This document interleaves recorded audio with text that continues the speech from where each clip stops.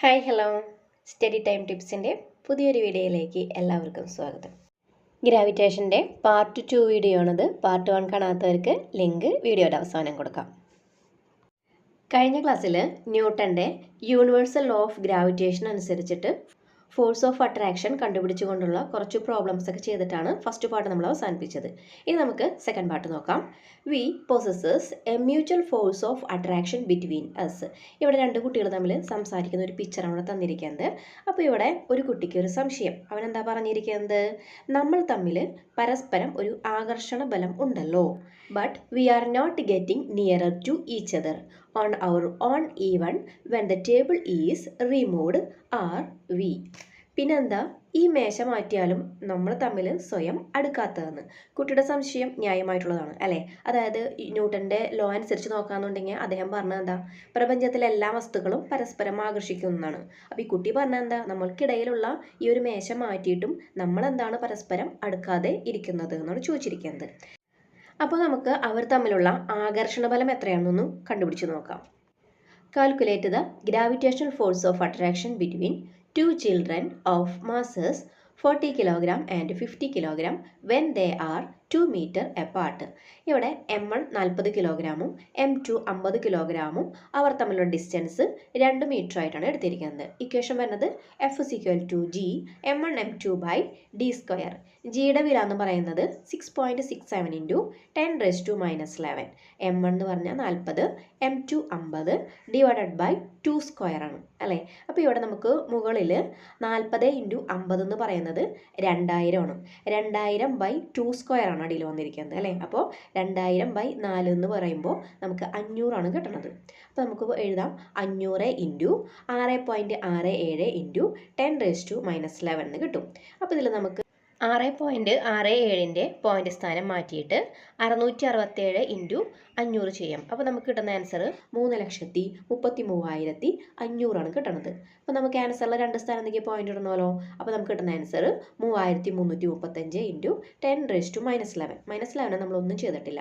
അപ്പോൾ നമുക്ക് കണ്ടുപിടിക്കേണ്ടത് F ആണ്. F=, ഇവിടെ തന്നിരിക്കുന്ന വാല്യൂസ്, അതായത് 3,335 ഇൻറ്റു 10⁻⁻11 നമ്മൾ ഗുണിക്കുന്ന സമയത്ത് ഒരു 11 സ്ഥാനം നീക്കിയിട്ട് നമുക്ക് പോയിന്റ് ഇടണം. അപ്പോൾ നമുക്ക് കിട്ടുന്ന എഫിൻ്റെ വാല്യൂ ആണ് ഏറ്റവും അവസാനം കൊടുത്തിരിക്കുന്നത്. അതായത് 0.70 കഴിഞ്ഞതിന് ശേഷം 3,335 ന്യൂട്ടൺ.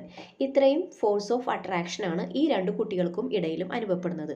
അതുകൊണ്ടാണ് അവർ പരസ്പരം മേശ മാറ്റിയിട്ടും പരസ്പരം അടുക്കാതെ ഇരിക്കുന്നതിന് കാരണം. അപ്പോൾ ഇവിടെ പറഞ്ഞിട്ടുണ്ട്, having you realised that the force of attraction between the children is not felt because it is very feeble. അതായത് വളരെ കുറഞ്ഞ ബലമായതുകൊണ്ടാണ് കുട്ടികൾക്കിടയിൽ ഒരു ഫോഴ്സ് ഓഫ് അട്രാക്ഷൻ അനുഭവപ്പെടാത്തതെന്ന്. This force is very small, that is cannot even be compared to other forces like frictional force, magnetic force, etc. ഈ ഒരു force എന്ന് പറയുന്നത് ഫ്രിക്ഷണൽ ഫോഴ്സ്, അതുപോലെ തന്നെ മാഗ്നറ്റിക് ഫോഴ്സ് പോലുള്ള മറ്റ് ഫോഴ്സുകളോട് നമുക്കൊരിക്കലും കമ്പയർ ചെയ്യാൻ പോലും കഴിയില്ല. അതിന് അത്രത്തോളം ചെറുതാണ് ഈ ഒരു ഫോഴ്സ് അനുഭവപ്പെട്ടിരിക്കുന്ന ഈ ഒരു ഫോഴ്സ് എന്ന് പറയുന്നത്. Therefore, this force is not experienced in everyday life. അതുകൊണ്ട് തന്നെയാണ് നമ്മളുടെ ഡേ ടു ഡേ ലൈഫിൽ ഈ ഒരു ഫോഴ്സ് അനുഭവപ്പെടുന്നതായിട്ട് നമുക്ക് തോന്നാത്തതെന്ന്. അതായത് രണ്ട് വസ്തുക്കൾക്കിടയിൽ അനുഭവപ്പെടുന്ന ഈ അട്രാക്റ്റീവ് ഫോഴ്സ് എന്ന് പറയുന്നത് വളരെ സ്മോൾ ആയതുകൊണ്ടാണ് നമുക്കങ്ങനെ അനുഭവപ്പെട്ടതായി തോന്നാത്തതെന്ന്. ഇവിടെ രണ്ട് പേരിൽ നിന്ന് സംസാരിക്കുന്ന ഒരു പിക്ചറാണ് തന്നിട്ടുള്ളത്. അതിലൊരാൾക്ക് നല്ല വണ്ണമുണ്ട്, ഒരാൾക്ക് വണ്ണം കുറവാണ്. അപ്പോൾ വണ്ണമുള്ള ആൾ പറയുന്നതാണ്, the force with which I attract you must be much greater than the force with which you attract me. അതായത് നീ എന്നെ ആകർഷിക്കുന്നതിനേക്കാൾ വളരെ കൂടുതലായിരിക്കും ഞാൻ നിന്നെ ആകർഷിക്കുന്ന ഒരു ഫോഴ്സ് എന്ന് പറയുന്നത്. അപ്പോൾ അടുത്ത ആൾ എന്താ പറയണേ? Oh no, is it there a mutual attraction between us. അതാണ് അയാളെന്താ പറഞ്ഞത്? നമ്മൾ തമ്മിൽ ഒരു പരസ്പരമുള്ളൊരു ആകർഷണമാണ് ഉള്ളതെന്ന്. We are attracted to each other by the same force are in we. അപ്പോൾ അയാൾ എന്താ പറഞ്ഞത്? നമുക്കിടയിൽ അനുഭവപ്പെടുന്ന ആ ഒരു ഫോഴ്സ് എന്ന് പറയുന്നത് ഒരേപോലെയാണെന്നാണ് പറഞ്ഞിരിക്കുന്നത്. അപ്പോൾ നമുക്കിതിൽ നിന്നും എന്ത് മനസ്സിലാക്കാം? ഈ ഫോഴ്സ് ഓഫ് അട്രാക്ഷന് ഒരിക്കലും ഒരു വസ്തുവിൻ്റെ മാസ് ഡിപ്പെൻഡ് ചെയ്യുന്നില്ല എന്ന് ഇതിൽ നിന്ന് നമുക്ക് മനസ്സിലാക്കാം. Here, the children of mass 40 kg and 50 kg attract each other with a force of 3.335 into 10 raised to minus 8 Newton. This means that both of them are experiencing the same force of attraction. ഇവിടെ 40 kilogram മാസുള്ള കുട്ടിയും 50 kilogram മാസുള്ള കുട്ടിയും 3.335 into 10⁻⁻8 newton ബലത്തോടെയാണ് പരസ്പരം attract ചെയ്യുന്നത്. അതായത് രണ്ടു പേർക്കും ഒരേ ആകർഷണ ബലമാണ് ലഭിക്കുന്നത്. If the force of attraction of the earth on the moon is F, what will be the force of attraction of the moon on the earth? ഇവിടെ പറഞ്ഞിരിക്കുന്നത് ഭൂമി ചന്ദ്രനെ ആകർഷിക്കുന്ന ആ ഒരു ഫോഴ്സ് എന്ന് പറയുന്നത് ക്യാപിറ്റൽ എഫ് ആണ്. അങ്ങനെയാണെന്നുണ്ടെങ്കിൽ ചന്ദ്രൻ ഭൂമിയെ ആകർഷിക്കുന്ന ഫോഴ്സ് എത്രയായിരിക്കും എന്നാണ് ചോദിച്ചിരിക്കുന്നത്. നമ്മൾ പറഞ്ഞു ഇവിടെ മാസിനെ ഒരിക്കലും ഡിപ്പെൻഡ് ചെയ്യുന്നില്ല എന്ന്. അതുകൊണ്ട് തന്നെ അവയ്ക്കിടയിൽ അനുഭവപ്പെടുന്ന ആ ഒരു ഫോഴ്സ് എന്ന് പറയുന്നത് എഫ് തന്നെയായിരിക്കും. We know that objects accelerate due to the continuous application of force. If so, will there be an acceleration due to force of gravity? അതായത് ഒരു വസ്തുവിൽ തുടർച്ചയായിട്ട് നമ്മൾ ഫോഴ്സ് അപ്ലൈ ചെയ്യാന്നുണ്ടെങ്കിൽ അതിനൊരു ആക്സലറേഷൻ ഉണ്ടായിരിക്കും. അങ്ങനെയാണെന്നുണ്ടെങ്കിൽ ഫോഴ്സ് ഓഫ് ഗ്രാവിറ്റി മൂലം ആക്സലറേഷൻ ഉണ്ടാകുമോ എന്നാണ് ചോദിച്ചിരിക്കുന്നത്. ഇനി നമുക്ക് അടുത്ത് നോക്കാനുള്ളത് acceleration due to gravity. Isn't it the gravitational force that causes the detached coconut to fall from a coconut tree? ഭൂമിയുടെ ഒരു ഗ്രാവിറ്റേഷണൽ ഫോഴ്സ് കൊണ്ടാണ് തെങ്ങിൽ നിന്നും തേങ്ങ ഭൂമിയിലേക്ക് തന്നെ പതിക്കുന്നത് അല്ലേ? The coconut falls down because of the downward acceleration produced by the unbalanced force excited by the earth on the coconut. ഭൂമി ആ തേങ്ങയിൽ ഒരു അൺബാലൻസ്ഡ് ഫോഴ്സ് അപ്ലൈ ചെയ്യും. ആ അൺബാലൻസ്ഡ് ഫോഴ്സ് തേങ്ങയിൽ ഒരു ആക്സിലറേഷൻ ഉണ്ടാക്കും. ആ ആക്സിലറേഷൻ മൂലമാണ് ആ തേങ്ങ ഭൂമിയിലേക്ക് തന്നെ പതിക്കുന്നത്. മനസ്സിലായല്ലോ? ഇനി ഇവിടെ ഒരു ആക്ടിവിറ്റി പറഞ്ഞിട്ടുണ്ട്. A heavy body and a light body are dropped down together from a certain height. ഇവിടെ പറഞ്ഞിരിക്കുന്നത് ഒരു നിശ്ചിത ഉയരത്തിൽ നിന്നും മാസ് കുറഞ്ഞ ഒരു വസ്തുവും മാസ് കൂടിയ വസ്തുവും താഴേക്ക് വീഴാനായിട്ട് അനുവദിക്കുക. Which one reached first? ഏതായിരിക്കും ആദ്യം എത്തുന്നതെന്ന്. ഏതായിരിക്കും ആദ്യം എത്തുക?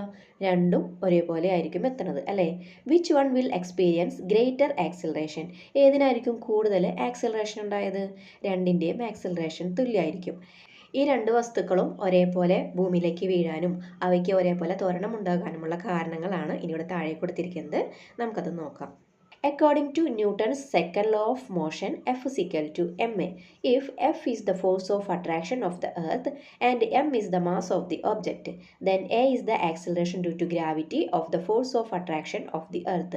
ഇവിടെ പറഞ്ഞിരിക്കുന്നത് ന്യൂട്ടന്റെ രണ്ടാം ചലന നിയമം അനുസരിച്ചിട്ട് എഫ് എന്ന് പറയുന്നത് ma ആണ്. ഇതിൽ എഫ് എന്ന് പറയുന്നത് എന്താ? ഒരു അട്രാക്റ്റീവ് ഫോഴ്സ് ആണ് അല്ലേ? എം എന്ന് പറയുന്നത് വസ്തുവിന്റെ മാസും.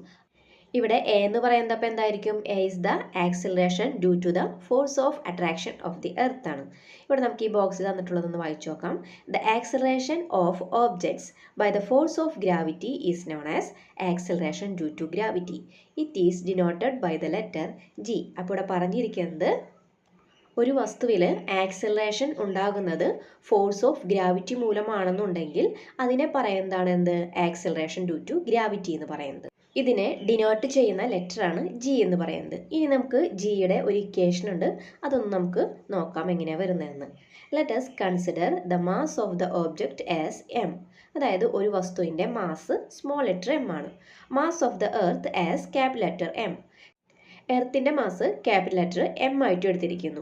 And the radius of the earth as capital letter R. ഇവ തമ്മിലുള്ള ഡിസ്റ്റൻസ് എന്ന് പറയുന്നത് എത്രയാണ് വരുന്നത്? നമ്മൾ ക്യാപിറ്റൽ ആർ ആയിട്ടാണ് എടുക്കുന്നത്.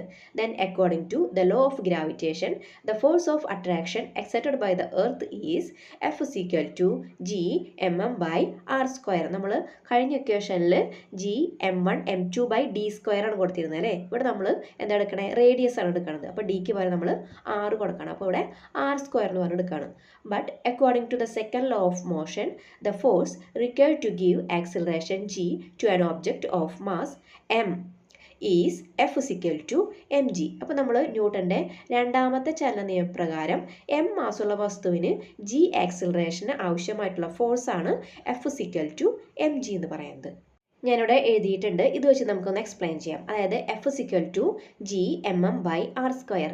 അതായത് നമ്മൾ പറഞ്ഞു ന്യൂട്ടൻ്റെ സെക്കൻഡ് ലോ അനുസരിച്ചിട്ട് F is equal to M G ആണെന്ന് പറഞ്ഞു അല്ലേ. അപ്പോൾ നമ്മൾ ഒന്നാമത്തെ ഇക്വേഷനിൽ എഫിൻ്റെ സ്ഥാനത്ത് എം ജി കൊടുക്കുക. അപ്പോൾ M G is equal to G M M by R square. നമുക്ക് കണ്ടുപിടിക്കേണ്ടത് എന്താ? ജി ആണ് കണ്ടുപിടിക്കേണ്ടത് അല്ലേ. G is equal to G M M by R square into M. ജിയുടെ കൂടെ ഉണ്ടായിരുന്ന എം ആണ് റൈറ്റ് സൈഡിലേക്ക് വന്നിരിക്കുന്നത് കേട്ടോ. അപ്പോൾ മുകളിലത്തെയും താഴത്തെയും എമ്മുകൾ തമ്മിൽ ക്യാൻസൽ ചെയ്ത് പോകും. സ്മോൾ ലെറ്റർ ജി എന്ന് പറയുന്നത് അപ്പോൾ എന്ത് വരും? G M by R square ആണ് നമുക്ക് കിട്ടുന്നത്. ഇനി ഇവിടെ എന്താ കണ്ടുപിടിക്കാനുള്ളത്? ജിയുടെ യൂണിറ്റ് കണ്ടുപിടിക്കണം. ജിയുടെ യൂണിറ്റ് എന്ന് പറയുന്നത് മീറ്റർ പെർ സെക്കൻഡ് സ്ക്വയർ ആണ് ജിയുടെ unit. Is the mass of the object included in this equation. അതായത് ഈ ഇക്വേഷനിൽ വസ്തുവിൻ്റെ മാസ് ഇൻക്ലൂഡഡ് ആണോ എന്ന്. അതായത് ആ ഇക്വേഷനിൽ വസ്തുവിൻ്റെ മാസ് ഉണ്ടോ? ഇല്ലല്ലോ. From this equation it is clear that the acceleration due to gravity is independent of the mass of the object. അതായത് ആക്സിലറേഷൻ ഡ്യൂ ടു ഗ്രാവിറ്റിയിൽ വസ്തുവിൻ്റെ മാസ് ഒരിക്കലും ഉണ്ടായിരിക്കില്ല എന്ന്. അതായത് ആക്സിലറേഷൻ ഡ്യൂ ടു ഗ്രാവിറ്റി വസ്തുവിൻ്റെ മാസിനെ ഡിപ്പെൻഡ് ചെയ്യുന്നില്ല എന്നാണ് പറഞ്ഞിരിക്കുന്നത്. Haven't you understood why objects of different masses falling simultaneously from the same height reach the ground at the same time. നേരത്തെ എക്സ്പെരിമെൻ്റ് നമ്മൾ പറഞ്ഞിട്ടുണ്ടായിരുന്നു അല്ലേ. കനം കുറഞ്ഞ വസ്തുവും കനം കൂടിയ വസ്തുവും ഒരേ ഹൈറ്റിൽ നിന്നും താഴേക്ക് ഇട്ടപ്പോൾ രണ്ടും ഒരേപോലെ ഭൂമിയിൽ പതിച്ചു. അതിൻ്റെ കാരണമാണ് ഇവിടെ പറഞ്ഞിരിക്കുന്നത്. എന്താ? ആക്സിലറേഷൻ ഡ്യൂ ടു ഗ്രാവിറ്റി രണ്ടിന്മേലും ഒരേപോലെയാണ് അനുഭവപ്പെടുന്നത്. ഒരിക്കലും അതിൻ്റെ മാസിനെ അത് ഡിപ്പെൻഡ് ചെയ്യുന്നില്ല എന്ന്. ഇനി ഇവിടെ രണ്ട് സിറ്റുവേഷൻസ് നമുക്ക് തന്നിട്ടുണ്ട്. If mangoes and leaves fall down from a mango tree at the same time will they reach the ground together, what will be the reason? ഇവിടെ മാവിൽ നിന്നും മാങ്ങയും ഇലയും ഒരേ സമയം പതിക്കാനായിട്ട് തുടങ്ങുകയാണെന്നുണ്ടെങ്കിൽ അവ ഒരുമിച്ച് താഴെ എത്തുമോ ഒരുമിച്ച്? ഇല്ല, ആദ്യം മാങ്ങയായിരിക്കും എത്തുന്നത്. അതിൻ്റെ കാരണം എന്താണെന്ന് അവിടെ ചോദിച്ചിരിക്കുന്നത്. ഇപ്പോൾ നിങ്ങൾക്ക് ഒരു സംശയം തോന്നിയിട്ടുണ്ടാവും. ഇപ്പോൾ തന്നെ നമ്മൾ പറഞ്ഞു നിർത്തിയുള്ളൂ അല്ലേ. രണ്ട് വസ്തുക്കൾ ഒരേ ഹൈറ്റിൽ നിന്നും താഴേക്ക് വീഴാൻ അനുവദിക്കുകയാണെന്നുണ്ടെങ്കിൽ അവ ഒരുമിച്ച് എത്തുന്നു. പക്ഷേ നമ്മളിപ്പോൾ പറഞ്ഞു മാങ്ങയായിരിക്കും ആദ്യം എത്തുന്നത്, ഇല കുറച്ചുകൂടി സാവധാനത്തിലേ വരുള്ളൂ അല്ലേ. അതിൻ്റെ കാരണം ഇവിടെ കൊടുത്തിരിക്കുന്നത് it is due to the influence of air that leaves fall down slowly. അതായത് ഇലയിൽ എയറിൻ്റെ ഇൻഫ്ലുവൻസ് ഉള്ളത് കൊണ്ടാണ് ഇല താഴേക്ക് പതിയെ എത്താനുള്ള കാരണം. അടുത്തൊരു സിറ്റുവേഷൻ നമുക്ക് നോക്കാം. A piece of paper and a coin are dropped down together from the same height, what do you observe? നമ്മളിപ്പോൾ പറഞ്ഞ പോലെ തന്നെ കോയിൻ ആദ്യം എത്തും, കടലാസ് പിന്നീടേ പതിക്കുള്ളൂ താഴേക്ക്. നമ്മൾ നേരത്തെ പറഞ്ഞ ആ ഒരു കാരണം തന്നെയാണ് ഇവിടെ വന്നിരിക്കുന്നത് കേട്ടോ. ഇനി നമുക്ക് നെക്സ്റ്റ് ഒരു സിറ്റുവേഷൻ കൂടി നോക്കാം. Repeat the above activity after crumbling the paper, what difference do you observe now? ഇനി നമ്മൾ നേരത്തെ പറഞ്ഞ ഒരു കടലാസ് കഷ്ണത്തിന് ചുരുട്ടിയിട്ടാണ് ഈ കോയിൻ വെച്ച് താഴേക്ക് ഒരുമിച്ച് ഇടുന്നതെന്നുണ്ടെങ്കിലോ രണ്ടും ഒരേപോലെ തന്നെയായിരിക്കും എത്തുന്നത്. മനസ്സിലായോ? പേപ്പറിനെ ചുരുട്ടി കഴിയുമ്പോൾ എയറിൻ്റെ ഇൻഫ്ലുവൻസ് അതിലേക്ക് കൂടുതലായിട്ട് അനുഭവപ്പെടില്ല. അതുകൊണ്ട് കോയിൻ ആയാലും ചുരുട്ടിയ പേപ്പർ ആയാലും ഒരുമിച്ചിട്ടാണെന്നുണ്ടെങ്കിൽ രണ്ടും ഒരേപോലെ ആയിരിക്കും താഴേക്ക് പതിക്കുന്നത്. It is due to the influence of air that objects like leaves, feather, paper etcetera fall down slowly. അപ്പോൾ നമ്മൾ നേരത്തെ പറഞ്ഞല്ലോ എയറിൻ്റെ ഒരു ഇൻഫ്ലുവൻസ് എന്തിനു മേലൊക്കെ അനുഭവപ്പെടുന്നുണ്ട്? ഇലയിൽ, അതുപോലെ തന്നെ തൂവൽ, പേപ്പർ ഇതിലൊക്കെ അനുഭവപ്പെടുന്നുണ്ട് എന്ന്.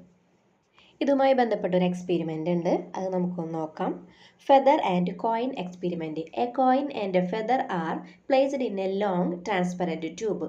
When it is held vertically and suddenly turned up down, it is seen that the feather reaches the bottom shortly after the coin. If the air inside the tube is removed and the experiment is repeated, it can be seen that both the feather and the coin reach bottom simultaneously. അപ്പോൾ ഇവിടെ ആദ്യം പറഞ്ഞിരിക്കുന്നത് ഒരു transparent ആയിട്ടുള്ള ഒരു tube എടുക്കാം, അതിലേക്ക് ഒരു കോയിനും തൂവലും ഇട്ടതിന് ശേഷം പെട്ടെന്ന് തല തിരിച്ചു പിടിക്കുക. അപ്പോൾ എന്തായിരിക്കും? കോയിൻ താഴേക്ക് വേഗം വീഴും, തൂവൽ പതിയായിരിക്കും വീഴുന്നത്.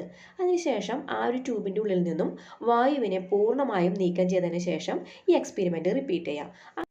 ആ സമയത്ത് കോയിനും തൂവലും ഒരേപോലെ ആയിരിക്കും താഴേക്ക് പതിക്കുന്നത്. അപ്പോൾ നമ്മൾ നേരത്തെ പറഞ്ഞ പോലെ തന്നെ ആ ട്യൂബിൻ്റെ ഉള്ളിൽ ആദ്യം എക്സ്പെരിമെൻറ്റ് ചെയ്തപ്പോൾ അതിൻ്റെ ഉള്ളിൽ എയർ ഉണ്ടായിരുന്നു. ആ എയറാണ് ആ ഒരു തൂവലിനെ എന്ത് ചെയ്ത് ഇൻഫ്ലുവൻസ് ചെയ്തത്. അതുകൊണ്ടാണ് തൂവൽ പതുക്കെ താഴെ എത്തിയത്.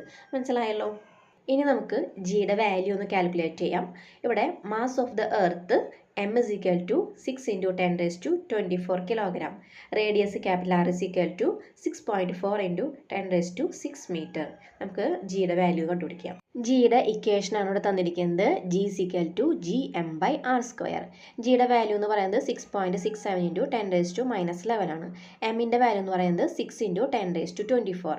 ആറിൻ്റെ value 6.4 into 10 raised to 6 all square ആണ്. അപ്പോൾ നമുക്ക് ഇക്വേഷനിൽ 6.67 ഇൻറ്റു 6 ഇൻറ്റു ഇവിടെ 10 raised to 24ഉം 10 raised to -11 ആണ് വന്നിരിക്കുന്നത് അല്ലേ. അപ്പോൾ നമുക്ക് 24ൽ നിന്നും 11 കുറയ്ക്കുമ്പോൾ 13 ആണ് നമുക്ക് കിട്ടുന്നത്. അപ്പോൾ നമുക്ക് മുകളിൽ 10 raised to 13 വരും. ഇനി താഴേക്ക് വരുമ്പോൾ 6.4 ഓൾ സ്ക്വയർ ആണ്. അതിനെ സ്കോർ ചെയ്യുന്ന സമയത്ത് നമുക്ക് 40.96 കിട്ടും. ഇനി ഇവിടെ തന്നിരിക്കുന്നത് 10 raised to 6 ഓൾ സ്ക്വയർ ആണ്. നിങ്ങൾ ചെറിയ ക്ലാസ്സിൽ പഠിച്ചിട്ടുണ്ടായിരുന്നു a raised to m all raised to n എന്ന് പറഞ്ഞിട്ടുണ്ടെങ്കിൽ a raised to m into n ആണ്. അപ്പോൾ 6 into 2 എന്ന് പറയുമ്പോൾ 12 ആണ് വരുന്നത്. അപ്പോൾ നമുക്ക് കിട്ടുന്ന വാല്യൂ എന്ന് പറയുന്നത് 40.02 into 10 raised to 13 divided by 40.96 into 10 raised to 12. അപ്പോൾ ഇവിടെ 10 raised to 13ഉം 10 raised to 12 ഉണ്ട് അല്ലേ. ഇനി നമുക്ക് 14.02 ഡിവൈഡഡ് ബൈ 40.96നെ നമുക്ക് ഡിവൈഡ് ചെയ്യുമ്പോൾ കിട്ടുന്നത് 0.9770 ഇൻറ്റു 13ഉം 12ഉം കൂടി ക്യാൻസൽ ചെയ്യുമ്പോൾ എന്താ ന്യൂമറേറ്ററിൽ ഒരു 10 ഉണ്ടാവും. ആ 10ഉം കൂടി ഇതിലേക്ക് ആഡ് ചെയ്യാം. അപ്പോൾ നമുക്ക് കിട്ടുന്ന ആൻസർ എന്ന് പറയുന്നത് 9.77 m/s² ആണ്.